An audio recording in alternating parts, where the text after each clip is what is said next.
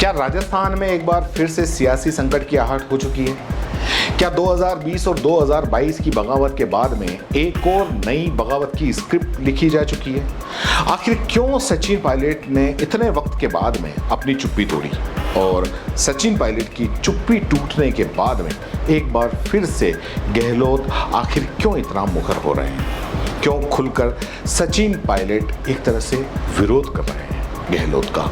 किसी ने सही कहा है कि धुआं वहीं से उठता है या वहीं से निकलता है जहां आग लगती है, और अब ऐसा लग रहा है कि कहीं ना कहीं कांग्रेस में अंदरूनी आग लगी है, तभी उसका धुआं बाहर नजर आ रहा है। बात सीधी सी है कि कांग्रेस में एक बार फिर से गहलोत और सचिन की लड़ाई आला कमान के लिए सिरदर्द बनने वाली तो नहीं है, क्योंकि अब सचिन पायलट और मुख्यमंत्री अशोक गहलोत के खेमों के बीच में जो बयानबाजी है वो पिछले कुछ वक्त से हम देख रहे हैं कि काफी तेज हो गई है। दोनों एक दूसरे पर जमकर वार कर रहे हैं, क्योंकि गहलोत के इतने वार सहने के बाद में, या गहलोत ने इतने वार किए सचिन पायलट के ऊपर, इसके बाद भी सचिन पायलट काफी समय से चुप थे।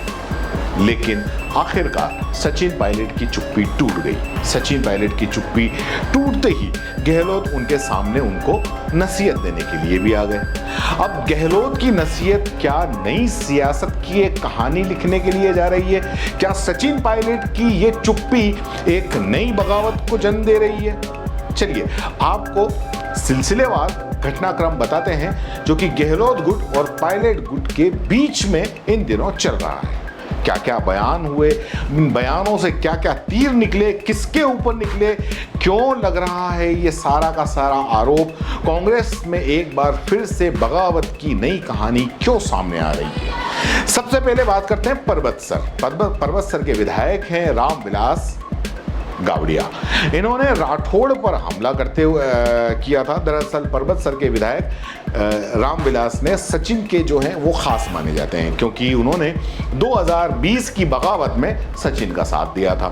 उन्होंने गहलोत के खास माने जाने वाले आरटीडीसी के चेयरमैन धर्मेंद्र राठौड़ के लिए कहा कि ये बड़े नेताओं के जूते चप्पल उठाते थे। इसका इनाम उन्हें क्या मिला? कुर्सी के रूप में मिला, चेयरमैन की कुर्सी के रूप में मिला।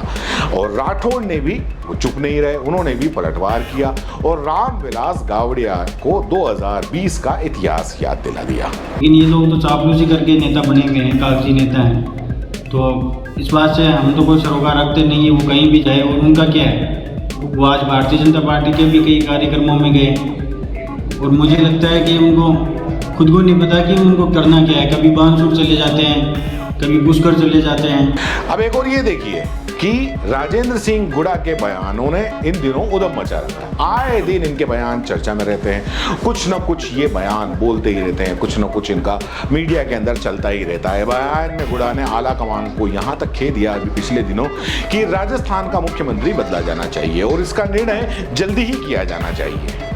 ऐसा न हो कि चुनावी साल है और चुनावी साल में अस्थिरता बन सकती है। गुड़ा पहले गहलोत समर्थक माने जाते थे, लेकिन पिछले कुछ समय से ये पायलट का समर्थन करने लगे हैं। तुरंत डिसीजन करते हैं दिल्ली के अंदर सीएलपी की मीटिंग बुला के, अब तो वहाँ हमें फायदा होगा ही। और इसमें जो ये स्थिति बनी है, जो लोग दुविधा में लोग बैठे हैं, ये स्थिति राजस्थान की जनता के हित में की मीटिंग हो। इसमें तुरंत ये मुख्यमंत्री जी का जो सीएम का फैसला है ना, वो फैसला भी हो जाए और इसके साथ साथ जो नोटिस जिनको दिए हैं उनको भी फैसला करें। और अब ये प्रताप सिंह खाचरियावास, जिन्होंने आईएएस की एसीआर भरने के अधिकार को लेके एक तरह से मोर्चा खोल दिया है। जोर शोर से इन्होंने इसकी मांग उठा ली है और ये मांग अगर देखी जाए तो दरअसल सीधी की सीधी ये मुख्यमंत्री के खिलाफ जाती है। रसद विभाग के मंत्री खाचरियावास ने बयान देकर कहा कि आईएएस की एसीआर भरने का अधिकार उन्हें यानी कि मंत्रियों को मिलना चाहिए। अब खाचरियावास ने कहा कि ये अधिकार मुख्यमंत्री अपने पास क्यों रखे हुए हैं, तो सीधी सी बात है कि वो मुख्यमंत्री के खिलाफ हो गए। इसके बाद में जो जलदाय मंत्री थे महेश जोशी, उन्होंने कहा कि उन्हें उनके विभाग के सभी अधिकार मिले हुए हैं, यानी कि ACR बनने के भी मिले हुए हैं। तो खाचरियावास ने उन पर पलटवार किया और पलटवार करते हुए ये कह दिया कि महेश जोशी को गुलामी ना करने की नसीहत दे डाली। कह दें यदि महेश जोशी जी मेरे बयान का खंडन कर रहे हैं, यदि आप उनसे पूछ लेना वो ACR लिख रहे हैं क्या। मेरे अंदाज से महेश जोशी जी ACR नहीं लिख रहे, यदि वो लिख रहे होते तो मैं भी लिख रहा हूँ। इसलिए मैं उनकी हर बात का जवाब की कोई जरूरी नहीं है। यदि वो है वो प्रेस नोट जारी करे लिखित में कि मैं महेश जोशी शपथ पूर्वक बयान करता हूँ कि मैं ACR लिखता हूँ, वो जारी करे प्रेस में। तो फालतू की बात, तो मेरे सब काम हो रहे हैं, तो आपके क्या हो रहे हैं? राजस्थान की पूरी जनता के काम हो रहे हैं। काम मेरे रुक रहे हैं क्या? मैं तो महेश जी के पास नहीं जा रहा, भाई साहब मेरे काम करा दो, मेरे खास हैं वो। लेकिन ये यदि वो ये कहे ACR वो लिख रहे हैं क्या, एक मिनिस्टर को दूसरे मिनिस्टर की बात नहीं काटनी चाहिए। मैं तो उनके अधिकार के लिए लड़ रहा हूं। तो ये जो अधिकार ACR का मैंने मांगा है, ये कोई मैंने गुनाह नहीं कर दिया, ये कोई अपराध है क्या? एक मिनिस्टर अपने अधिकार की बात कर रहा है, यदि लेटर लिख दिया CM को, अच्छी बात के लिए कोई गुनाह नहीं है। बेवजह पलोथन नहीं लगानी चाहिए किसी को, इससे कोई नंबर नहीं मिलते हैं। नंबर तो आप अपने हक की बात को, जो आदमी खुद के अधिकार के लिए नहीं लड़ सकता वो दूसरे को हक दिला ही नहीं सकता। और फिर वो हुआ जिसको सुनकर सबको आश्चर्य हुआ, यानी कि सचिन पायलट की चुप्पी टूटी। काफी टाइम से सचिन पायलट चुप थे। 2 नवंबर को सचिन पायलट की चुप्पी टूटी और जैसे ही उनकी चुप्पी टूटी, गहलोत कहाँ पीछे रहने वाले थे, गहलोत ने भी लगे हाथों सचिन पायलट को नसीहत दे दी।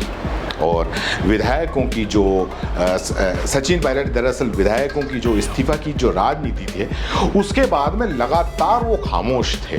कई मीडिया ने कई बार सवाल किए, लेकिन उसके ऊपर सचिन पायलट ने एक शब्द भी नहीं बोला।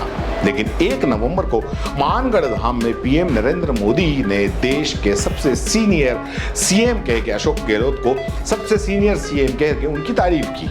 तब 2 नवंबर को सचिन पायलट ने अपनी चुप्पी तोड़ी और बयान दिया कि PM मोदी ने कभी संसद में गुलाम नबी आज़ाद की भी तारीफ की थी।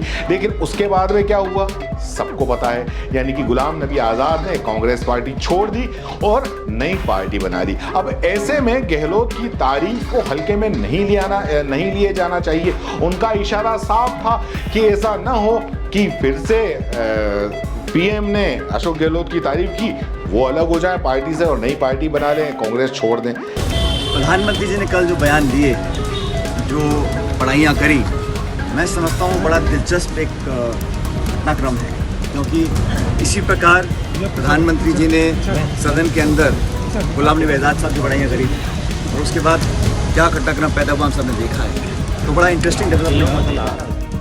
अब इसके जवाब में गहलोत ने कहा कि राजनीति में आने की सबकी अपनी महत्वाकांक्षा होती है, ये गलत भी नहीं है, होनी भी चाहिए, लेकिन इसकी अप्रोच सही होनी चाहिए। दरअसल ये सचिन की चुप्पी और गहलोत की नसीहत, ये अगर दोनों को अगर देखा जाए तो एक तरीके से ये उस आग का धुआं है जो दबी हुई है।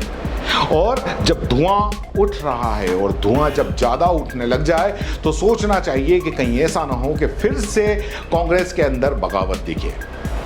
इस बात में कोई दो राय नहीं कि गहलोत के इतने प्रहार के बाद भी सचिन चुप थे और उनकी चुप्पी ने सचिन को एक गंभीर राजनीति के रूप में उभारा था और इसकी तारीफ आला कमान भी कर चुके थे सचिन के लिए। लेकिन अब सचिन की चुप्पी टूट गई है और वो मुखर हो गए हैं। गहलोत तो खैर कोई मौका छोड़ते ही नहीं सचिन को कोई भी बात सुनाने का। तो ऐसा ना हो कि आने वाले जो चुनाव हैं, जो अगले साल जो चुनाव होने हैं राजस्थान के अंदर विधानसभा में, तो कांग्रेस बजाय भाजपा से लड़ने के कांग्रेस अपनी ही कांग्रेस से लड़ने के लिए बैठ जाए। और अगर ऐसा हुआ तो परिणाम सबको पता है क्या होगा। सचिन फिलहाल हिमाचल में हैं और अपनी भूमिका को वो गजब तरीके से निभा रहे हैं। अगर हिमाचल के अंदर जो हिमाचल में चुनाव हो रहे हैं उसमें देखा जाए तो सचिन की सभाओं के अंदर भीड़ भी इतनी उमड़ रही है कि देखने लायक है। और ये भीड़ सचिन को दरअसल एक बड़ा और गंभीर नेता बता भी रही है और बना भी रही है और इसको आला कमान खुद जानते भी हैं और समझते भी हैं। अब सचिन और गहलोत की ये कहानी यहीं रुकेगी या आगे चलेगी या बगावत के कुछ नए मोड़ लेगी या एक बार फिर हमको बागी 3 देखने को मिलेगी, ये आने वाला वक्त बताएगा।